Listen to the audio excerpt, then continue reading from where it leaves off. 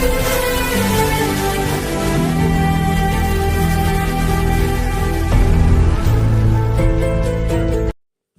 మర్మములు. సహోదరుడు భక్త సింగ్ గారి అనుభవములో దేవుడు ఆయనకు బయలుపరిచిన దైవ మర్మములు. జనవరి 12. నీ సన్నిధిని సంపూర్ణ సంతోషము కలదు. 16వ కీర్తన 11వ వచనం.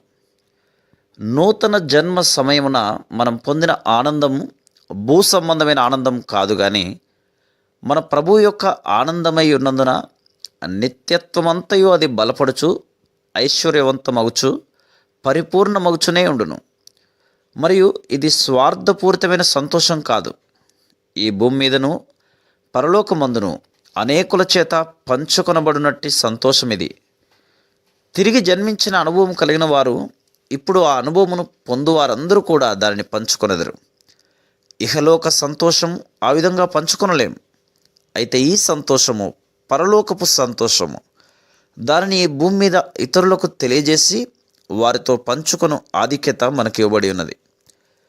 దావీదును అధిక సంతోషభరితునిగా చేసిన విషయం ఏది? తనతో కూడా ఇతరులు కలిసి సంతోషించినట్లుగా దావీదు ఎట్లు చేయగలిగాను? అతని జీవితంలోని అనేక సందర్భములు, వాటిలో ప్రతి ఒక్కటి తనకు బలమై ఉన్న ఆ దేవుని ఆనందమును పొందుటకు ఎక్కి రాగలిగిన మెట్ల వలనున్నవి. Praise the lord.